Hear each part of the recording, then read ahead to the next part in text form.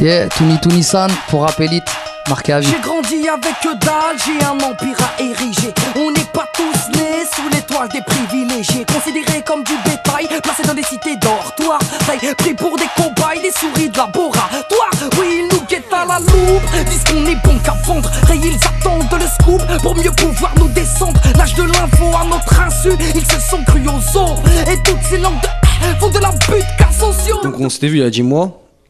Donc il me semble que tu avais changé le titre de l'album. Tu l'avais appelé Apprendre ou à laisser. Apprendre ou à laisser, ouais, c'est bien ça. Ouais, c'est ça. Apprendre à laisser, en fait, vu qu'il s'est passé pas mal de choses, t'as vu, j'ai la naissance de ma petite, j'ai un pote à moi qui s'est fait assassiner, je sais pas, différentes choses, quoi. Donc, après, même marqué à vie par rapport à l'ensemble de notre carrière au sein de Sniper, tu vois, j'estime qu'on a marqué quand même le rap français, ce genre de choses. Donc, ouais, marqué à vie, je pense que c'était pas mal. D'accord.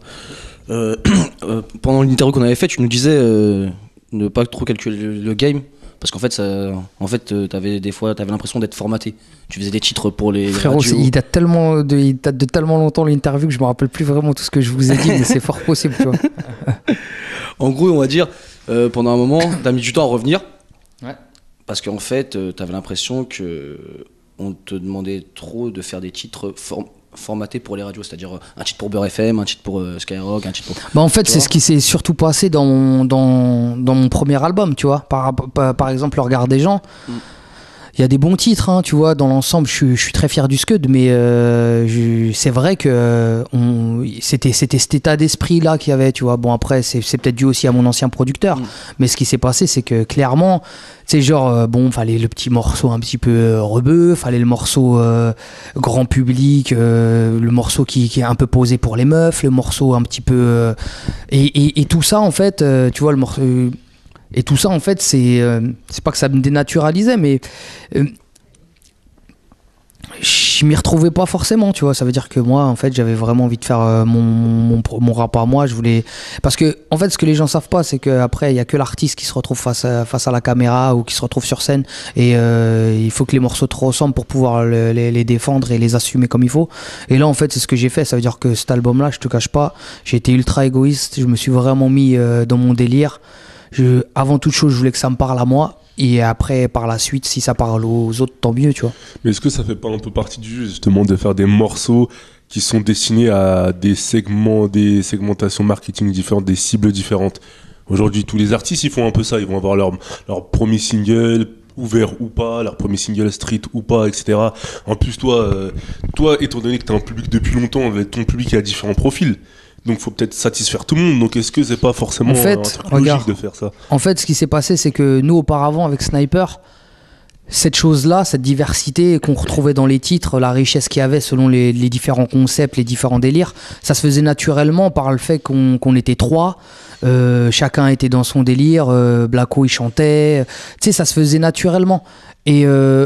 Et sans mentir, on n'a jamais calculé comme ça, on n'a jamais été dans cette optique de se dire ouais vas-y il faut qu'on fasse ça parce que ça va plaire à telle personne ou autre chose. En fait c'est comme je disais, tu vois, à vouloir plaire à tout le monde, tu plais à personne. Et je préfère à la limite faire mon rap à moi, ça me correspond, ça me parle. Et puis si ça doit plaire qu'aux gens qui me supportent dans un premier temps, moi ça me va, tu vois. Franchement, j'ai pas envie de rentrer dans tout ce qui se fait ou me dire que vu que tout le monde fait ça, faut que je le fasse. Sinon, forcément, ça marchera pas ou ça le fera pas, tu vois. Donc, t'estimes que ton public, il est plus restreint que celui de Sniper? Pas forcément, mais c'est juste que à moi tout seul, je suis pas en mesure d'avoir cette diversité et la richesse qu'on était en mesure d'apporter à trois, tu vois. J'ai pas le côté mélodieux, je suis pas chanteur, tu vois, il y a toutes ces choses là. Après l'album, tu sais, je trouve qu'il est riche d'une autre manière. C'est moi j'ai toujours aimé dénoncer, même dans Sniper on l'a toujours fait. Il y a eu des morceaux un peu plus frais, ça l'est aussi, mais c'est plus pour revenir sur ce qu'on disait juste avant. Tu vois, tu sais, genre le morceau un petit peu tempo, le morceau un petit peu rail, le morceau un petit peu pour les meufs, etc. Cette démarche-là, je l'ai jamais eue et en fait, j'ai pas envie de l'avoir parce que en fait, c'est pas bon artistiquement, tu vois. Tu te poses trop de questions et au final, je préfère pas m'en poser. D'accord. Mais en fait, quelle est la différence entre ton premier album, qui était Le Regard des gens, c'est bien ça, et celui-ci, Marqué à vie? Bah justement ça veut dire que là l'album Marqué à vie, il a une couleur, tu vois, il a une couleur qui lui est propre, je le trouve beaucoup plus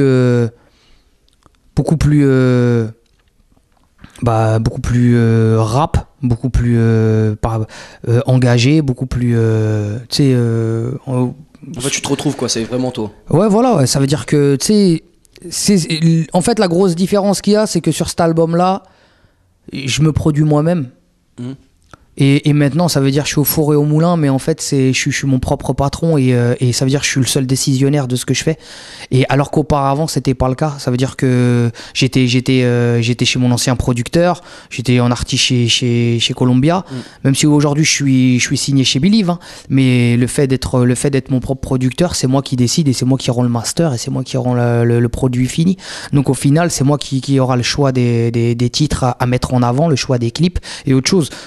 Chose que j'ai pas eu sur mon premier album solo. Par exemple, moi je trouve que même si j'aimais bien le titre, je trouve que ça a été un très mauvais choix stratégique de balancer Équivoque, par exemple. Équivoque? Ouais, même si c'était un bon titre pour la scène, etc. Moi, par exemple, j'aurais tout de suite balancé, par exemple, un Je porte plainte ou un morceau, tu vois, dans cet esprit-là. Et peut-être par la suite balancer un Équivoque. Après, justement, c'est comme je te dis, quand t'es un simple artiste ou quand t'es truc, c'est pas toujours toi qui as le dernier mot, c'est ça qui est relou. Mais donc t'es en train de nous dire que lorsque t'es signé, l'artiste il a pas forcément les pleins pouvoirs sur la diffusion, la promotion et la communication de sa musique. Exactement. Ça veut dire que, en fait, si, il fera les titres qu'il a envie de faire. Ça veut dire il fera les titres qu'il a envie d'enregistrer. Bien sûr. Il suffit que demain tu sois avec un producteur qui est des fins malsaines. Ça veut dire il va te dire non mais vas-y essaye de faire un titre comme ça ou essaye de faire un titre dans ce délire là. Toi tu vas dire bon ça me coûte rien. Tu peux les faire. Mais le mec après c'est à son bon vouloir. Si demain il décide de les commercialiser ou il décide de les mettre en avant, l'artiste il peut rien faire. Mais pourquoi l'artiste il peut rien faire? Il a quand même une influence sur la façon dont ces morceaux sortent, logiquement. Non frérot, il est pas en mesure d'interdire la sortie d'un titre. Ça veut dire que c'est un travail d'équipe. Lorsque oui. Tu bosses sur non mais moi là je t'ai juste parlé de si ton producteur avait des intentions pas correctes, tu vois. Okay, ça veut dire que bon après forcément dans la logique des choses, ce qui se passe les 3/4 du temps, c'est qu'on travaille en équipe et que ça se passe bien. Mais je peux t'assurer que le dernier mot, s'il doit en avoir, c'est pas l'artiste qui l'aura. Et donc là tu as retrouvé une certaine liberté qui te plaît bien, quoi, c'est ça? Bah ouais, en fait là je fais ce que je veux au final, tu vois. Ça veut dire que je décide quand je veux sortir un titre, quand je veux le clipper, avec qui je le clippe. Y a pas photo, quoi. Justement, en écoutant cet album-là, on a remarqué que, comme tu dis, tu n'as pas forcément suivi les tendances jetables du rap français. Qu'est-ce que t'entends par... C'est quoi que t'appelles comme tendance jetable? Justement, toi, qu'est-ce que t'entends par tendance jetable? Bah, je sais pas, en fait, tu me dis quoi? Tu me dis genre un peu les prods, ça? Les descriptifs qu'on nous a donnés, en gros, ça dit que t'as pas suivi les tendances jetables, mais moi, à mon avis, les tendances jetables, de son contexte-là, je le vois un peu la musique trap, etc., etc. C'est plutôt ça. Il y en a un petit peu, hein. Tu vois, il y en a un petit peu, il y a des sonorités, qui le sont un petit peu. Mais pas trop. Pas trop, parce que première. Saccadé, etc., rentrer dans le truc. En fait, c'est pas vraiment ma marque de fabrique, c'est parce que je maîtrise le mieux, et c'est pas ce que je kiffe ce que je kiffe faire, tu vois, en tant que rappeur. Après, j'ai essayé de m'y prêter, j'ai essayé de m'actualiser, même en termes de prod, tu vois, il y avait quand la prod elle me plaisait, j'ai dit allez, j'aime bien les challenges, j'aime bien les exercices de style comme ça, et puis et pourquoi pas, tu vois, j'ai essayé, mais après c'est pas mon délire de faire tout un album là-dedans, dans cet univers-là, tu vois.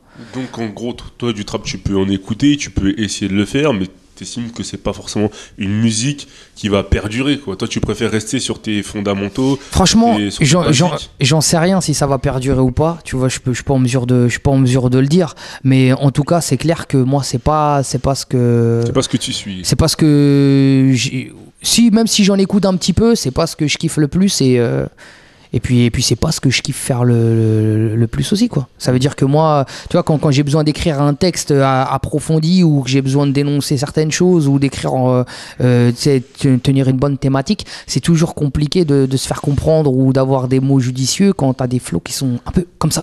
C'est dur, quoi. Tu vois. T'as pas forcément le temps de bien t'exprimer, quoi. Ouais, ce type voilà. de morceau. Ouais. Après, pour moi, ça c'est plus, tu vois, on s'ambiance, c'est dans la voiture, tu es là, tu te mets, c'est du son lourd, tu vas kiffer.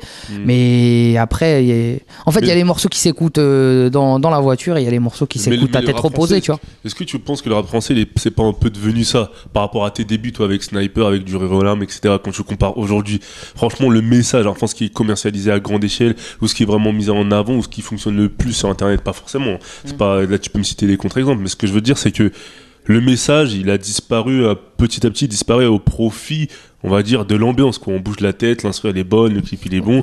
À mort. Donc, franchement, à mort, c'est clair que ça a changé, tu vois. C'est vrai que auparavant, on était dans.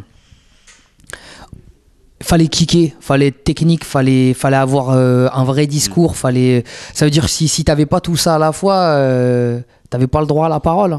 Ça veut dire qu'on ne te retrouvait pas autour d'un freestyle ou on ne te retrouvait pas. Bon, maintenant, c'est vrai que tout a évolué. C'est-à-dire maintenant, avec Internet, tout ce genre de choses, ça va très vite. N'importe qui peut se dire rappeur, tu vois. Donc, tu vois, les Cortex ou les trucs, mon frère, c'est devenu un rappeur. Je sais même pas c'est qui, mais tu vois, il est là. Les gens, ils parlent de lui à la télévision, tout ça, je suis choqué. Et en gros, c'est cette personne-là qui est censée représenter quelque part, tu vois, on a tous ça. Bon, on est tous censés représenter notre mouvement et moi ça me fait un peu chier que ce soit défini comme ça. Après, tu vois, ça c'était juste par rapport à Internet, tu vois, ce qui se passe, parce que c'est un peu gratuit, n'importe qui peut se prétendre un peu MC. Après, par rapport au discours, ouais, franchement, par rapport au discours, moi je trouve ça me parle plus, en fait. Je trouve ça limite léger. En termes de classique ou en termes de textes lourds qui vont te marquer et qui vont bien vieillir avec le temps, il y en a plus, parce que généralement c'est pas très riche et ça raconte rien.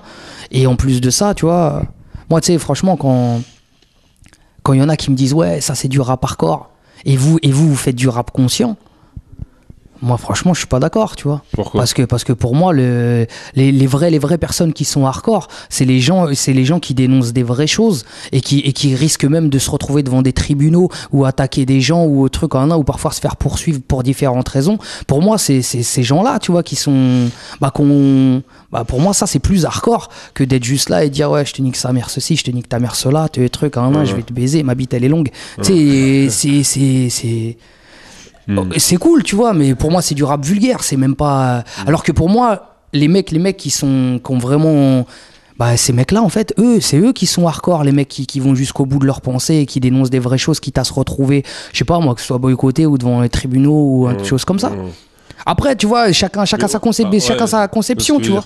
Mais moi, je donne beaucoup plus de mérite, beaucoup plus de points pour moi. Un mec qui se retrouve devant les tribunaux, qui dénonce des vraies choses, qui dit tout haut ce que beaucoup de personnes pensent tout bas. Pour moi, ce mec-là, il a beaucoup plus de couilles qu'un mec qui va juste être là et qui va dire, il va te sortir une carlache, il va te sortir des fusils, il va te dire attention, je suis un fou. Il y en a combien aussi des rappeurs comme ça ? Ça dépend aussi peut-être que de ton objectif de rappeur. Il y en a qui sont là pour dénoncer, etc., comme tu dis, je pense, et qu'il y en a qui sont là pour ambiancer les gens, prendre leur argent et partir. Oh non, bien sûr. Mais après, tu vois, moi le rap dans son intégration, c'est très riche comme musique, tu vois. Il y en a pour tous les goûts, il y en a pour tous les styles. Je revenais juste sur le terme ou les définitions parfois que je trouve un petit peu absurdes quand il y en a qui sortent ouais, moi je suis un mec hardcore ou truc. Je fais non frérot, pour moi t'es pas un mec hardcore. T'es un mec d'accord, t'es vulgaire si tu veux, mais t'es pas hardcore. C'est pour moi le mec qui est vraiment hardcore, c'est le mec qui risque sa carrière ou qui risque de se mettre à dos certains médias ou autre chose parce que il a dit certaines choses. Donc toi c'est plus dans le contenu que dans la forme que tu distingues qui est hardcore ou pas. En fait hardcore dans ce cas-là c'est quoi ? Ça veut dire ça avoir des gros bras, froncer les sourcils et c'est ça. Pour moi c'est pas ça. La définition elle est un peu galvaudée aujourd'hui, c'est un peu ça. Plus t'es vulgaire, plus t'es hardcore quoi. C'est un peu ça aujourd'hui. En gros, c'est un peu ça pour moi. Et c'est comme ça que la chose elle est tournée. Et je trouve que c'est pas. C'est pas ça en fait. Mais bon, après, chacun sa vision des choses. Hein. Il y en a, ils vont me dire, vas-y, c'est un fou, mais c'est comme ça. Il y en a beaucoup qui ont pas misé sur nous, qui nous ont clairement fait comprendre que ça allait pas le faire et que c'était moot, quoi. C'est toujours assez compliqué de se retrouver à aller au Jama' le vendredi et le soir de se retrouver sur un terrain ou d'aller se retrouver, je sais pas moi, au Milliardaire ou au Cristal ou genre de bail, tu vois.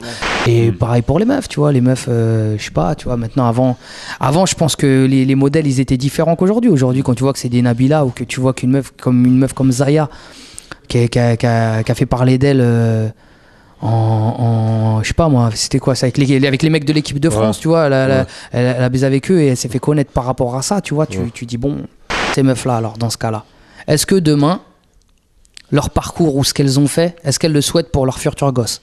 Ou est-ce qu'elles le souhaitent pour, tu vois, je sais pas, elles seront amenées à être de futures mamans. Est-ce qu'elles le souhaiteraient pour leur progéniture? Au stade où on en est, c'est devenu des gens qui sont influents, qui sont puissants. Et forcément, ça peut jouer par rapport à ta carrière si t'es amené à les critiquer ou autre chose.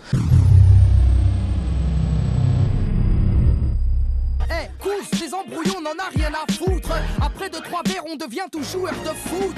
Magnum sur la table, gros Mathieu. Frérot, vas-y, pose la bouteille de Jérobo. Elle joue pas l'économe, on met de côté nos